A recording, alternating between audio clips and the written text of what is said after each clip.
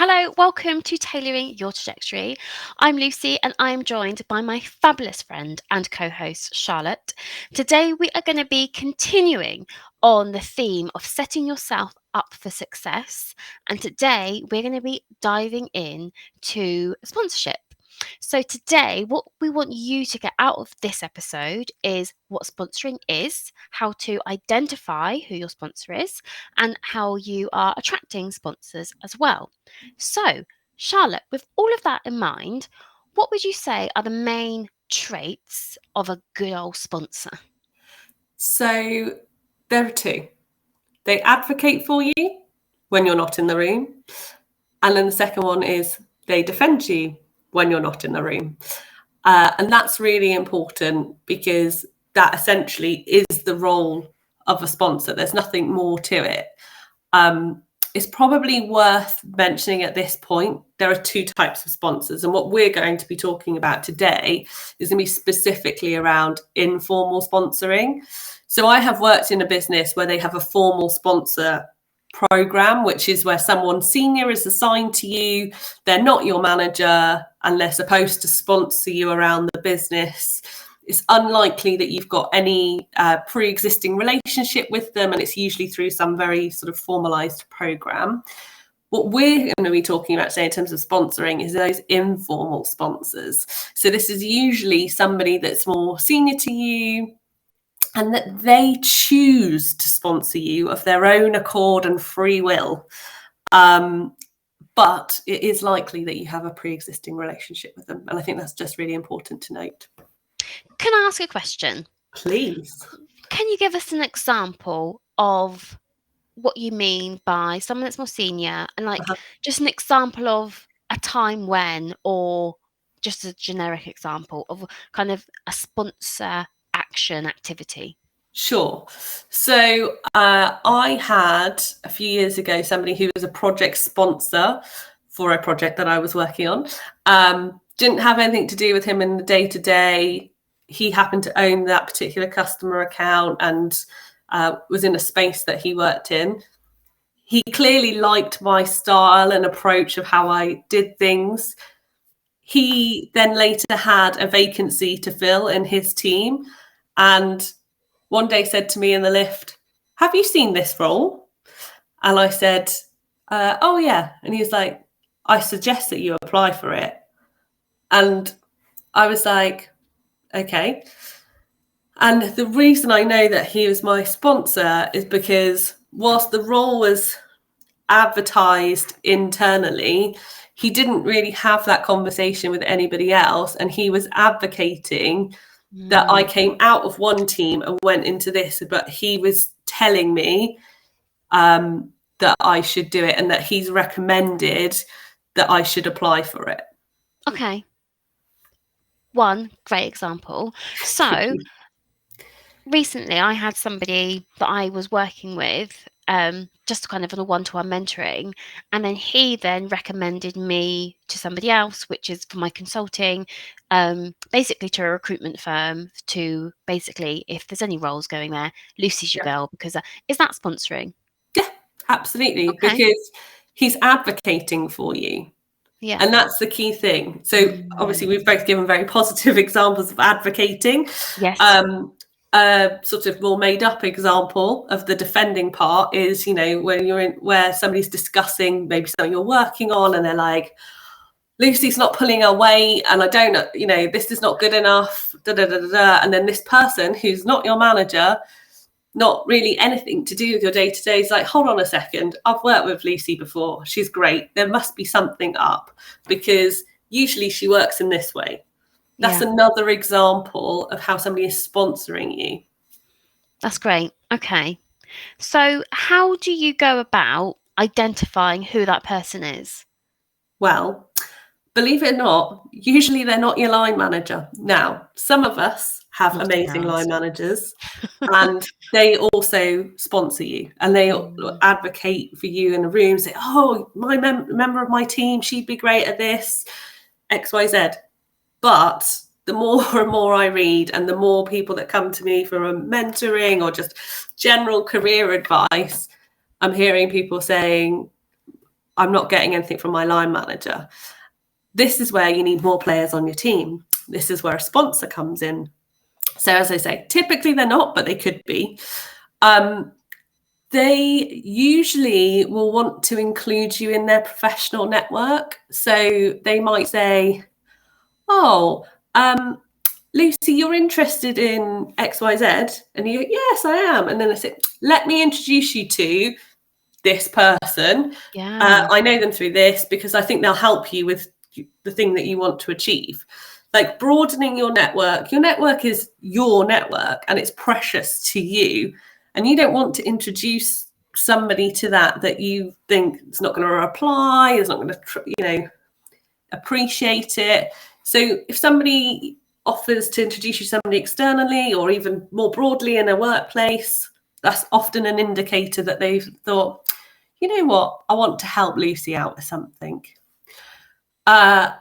Linked to that, they're usually personally invested in your professional advancement.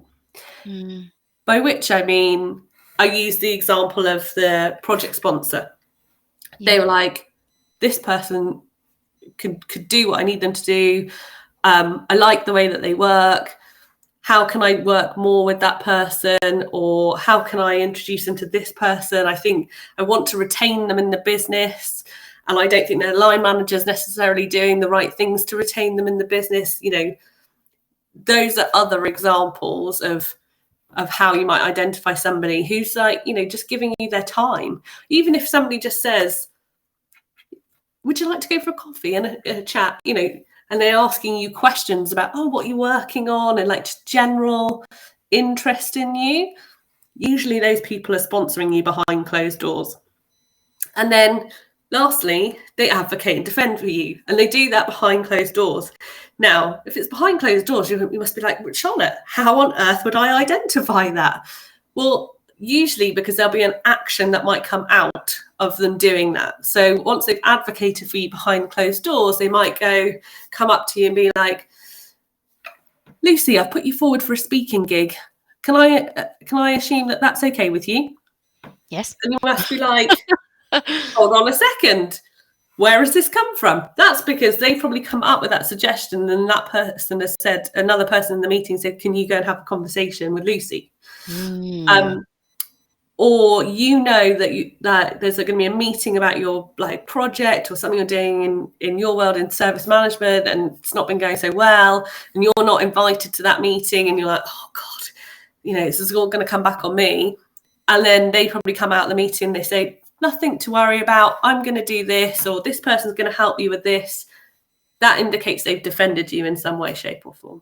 So it's all very subtle, but these are some of the kind of the signs. I'm hoping now people listening to this and watching this are having moments like how I am now, being like, there has been times when something I've had been given this bit of work, or someone's asked me to do this, or someone's asked me to do that, and now you're kind of putting the puzzle together for me of where that's come from. And I hope that the listeners are also having kind of it's like an epiphany almost. And in my head, I'm like, I need to really go and say thank you to a couple of people for being such a good sponsor. It's one of those things that you only sort of start to figure out later in your career. There's been, when I now look back and now I understand sponsorship more, I'm like, oh, that person sponsored me for that. Yeah. I didn't realise that. The project sponsor example I gave, it took me years to realise that that's what had actually happened. I just thought it was a weird thing that happened in the lift where this guy was like, I think you should apply for this job. I've discussed that you should go for this job. I'm like, okay, I don't really know you. I wasn't really sure that anything about him at this point of time. And other examples where I've had somebody push to get me on their team that I've never worked with before, but they'd heard about my reputation and they were like, I want that person on their team. Yeah. But retrospect has allowed me to go, oh, that's what happened. Nothing's a coincidence. No, and I'll tell you where my mind's going is, and I feel like this is almost a bit of a simple question / comment that I'm making right now, but I think it falls into just kind of evident of your good work. And it just goes to show, and forgive me how I'm wording this, around actually, you always need to kind of show up and do what you need to do, because you don't know who's watching, and you don't know who could be that sponsor there being like, yeah, I want Charlotte or Lucy in my team. And actually, it's now, for You're me, it's 100%. clicking into One of my place for me a little bit.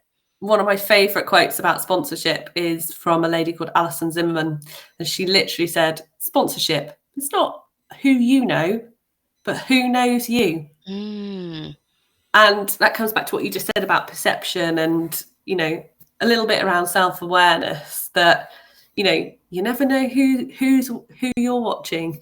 Like, you can flip that on a leader and you can say you never know who you're inspiring. Like, it's the same yeah. thing, be aware of your surroundings and how you're operating, because, as I said, have more players on your team, because it's not your manager alone. That's a lot of pressure, first of all, to put one person under, to get them to help you have opportunities and, make sure that you progress. Yeah. How do you go about attracting a sponsor then, Charlotte? Okay. So a little bit around what we've just touched on, but demonstrating you're a solid performer is number one. So being consistent and solidly performing in everything you do shows that you work hard, you're going to deliver what you say you're going to deliver, you're reliable, the outcomes are always good, and even if they're not good, you've got a way around sorting that out. You're just a solid performer, and people like to work with you and want to work with you, and reputationally people are like, oh yeah, I've heard about working with that Lucy, she sounds really good. Then I would say that you can also attract a sponsor by developing a strong personal brand. And we're going to do an episode on personal brand, so I'm not going to dig too much into this right now, but having a strong personal brand, making it known what you stand for, what you're about, because that again is also about perception and how you want people to perceive you. That's really important in attracting a sponsor, because somebody with a similar personal brand, or somebody that values what you stand for and what you're about, is going to be magnetized and attracted to wanting to work with you more. Sometimes you might know enough to be like, okay, I really, really want to work in that person's space. I want to identify them as a sponsor. So then you'll start to try to attract them by doing the two things I just described. Plus, I think the other thing that's really helpful, you could call it an elevator pitch, but that sounds a bit salesy, but really having clear career goals, so that when you're in that lift and somebody says to you, oh, you've been doing a really good job in this space, what do you want to do next? That you've got an answer, because then they can be like, then they'll start thinking about, oh, they want to do that next. How can I help them get there? Because I already like their personal brand and what they're about. I know they're a solid performer. How can I help them to get that and keep them and retain them in this organization? And then lastly, I would say take opportunities with exposure. And I say it specifically that way because there are, of course, fake opportunities, by which I mean when somebody starts a sentence, Lucy, I've got a great opportunity for you. 9 times out of 10, it's not an opportunity. They're just trying to offload work. I don't know if you've experienced that, but I certainly have. Whereas an opportunity with exposure is, Oh my goodness. Lucy, got a project for you. It means you'd work with all of the senior leadership team. It's going to have some customer facing elements to it. You're going to do this, that, and the other, and really give you high profile across the business. Sponsors will push for you to have those types of opportunities. It reflects well on them, but it also gives you the opportunity to reach your career goals. And those are things that you can do to attract a sponsor. I hate to admit this, but I have been that manager that has said that I have an opportunity for you. A long, long time ago. It was I'm a long dropping time the ago book. now. And it was before I had done all my personal development and coach training and the woman that I am now and the leader that I am now. But I'm sure you have as well. No. You've never done it. I feel embarrassed. I feel ashamed. No, because I would never, so never ever as a manager start a sentence to somebody with, I've got an opportunity for you, if it's not really an opportunity, it's just some Yeah. extra work. Yeah. So I would never say, because I've been approached many times with people telling me, I've got this opportunity. And then the more you dig into it, you're like, actually, don't get a better job title, don't get any pay increase, not getting anything extra for it, but you want me to take on this extra responsibility. That's not an opportunity with exposure. That's just you giving me more work. So as a manager, I will never say it. I feel very seen, and I just want to say now I'm very sorry to anyone that's listening to this, and I have done this to you in the past. I just want to let you know I'm very, very sorry. I feel very like mirror has been held up. I will never use that or start that sentence again, unless it is a fantastic opportunity. I'm a freelance now, so I'm never really going to be in this position again. But unless it is a good opportunity, I will. So yeah.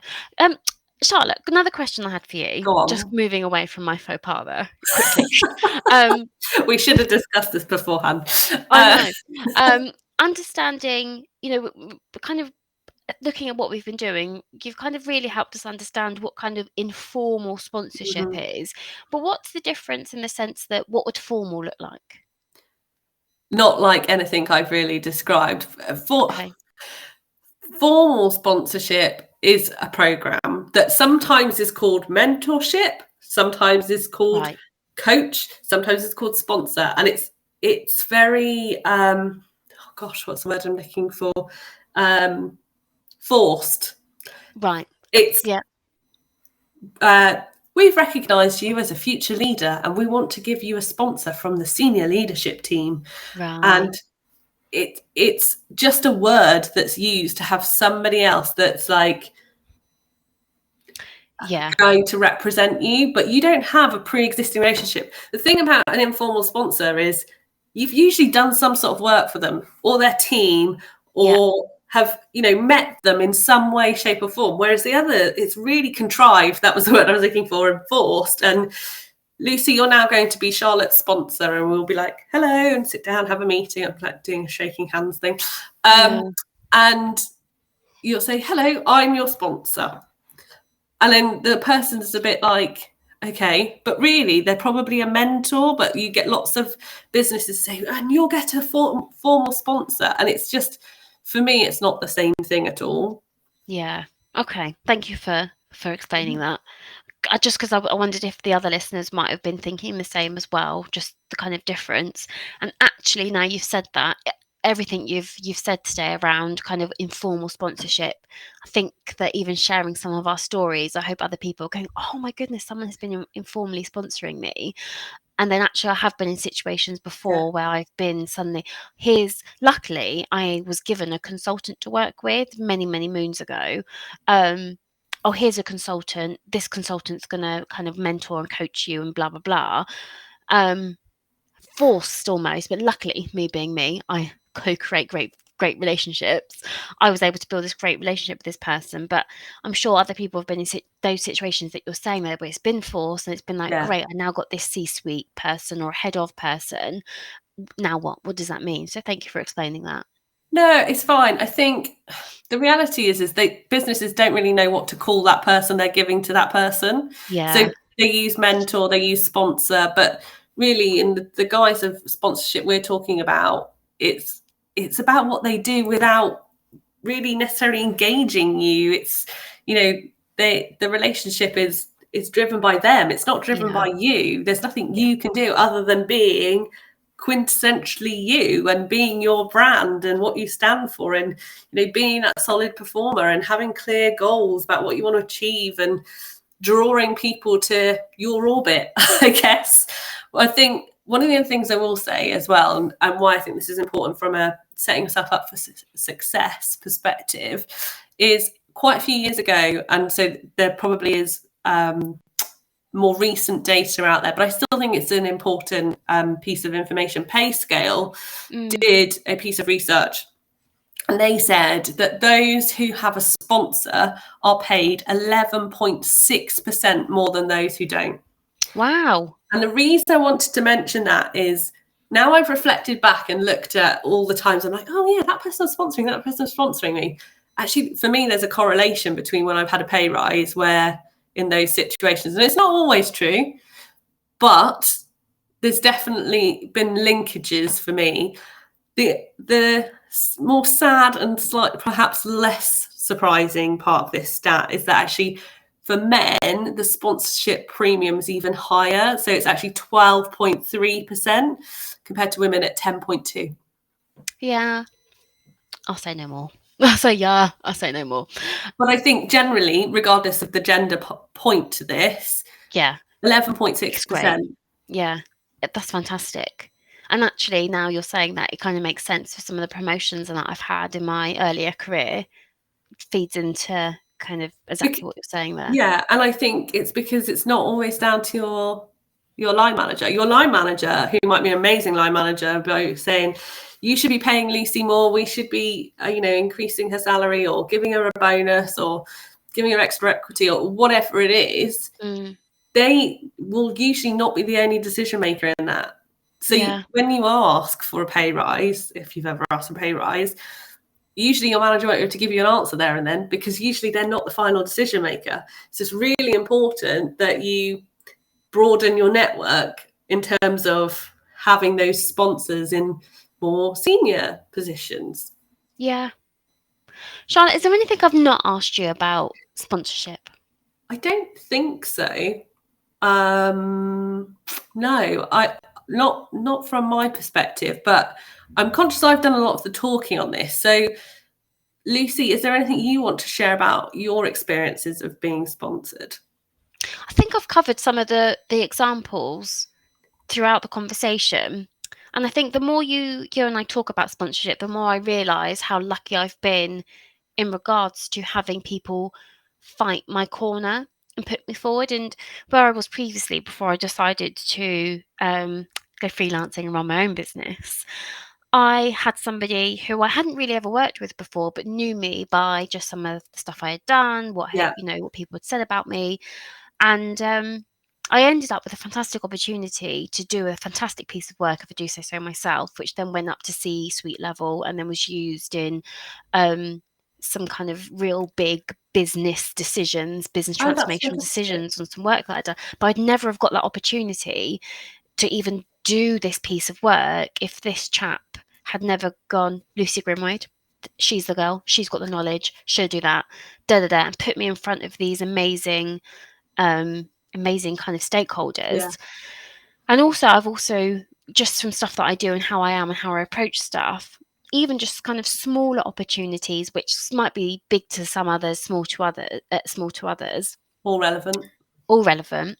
Um, there has been times when people have gone, "Can you like lead our all hands call?" And there was once that I did a big kind of all hands call in front of 3,000 people that worked in the technology sector, and it was a fantastic, because my name got out there, and then suddenly they wanted me to do that, so people recognized who I was, and I was able to talk about my role, and then from that I was given some other fantastic opportunities Yeah. to progress my career and get in front of some fantastic people.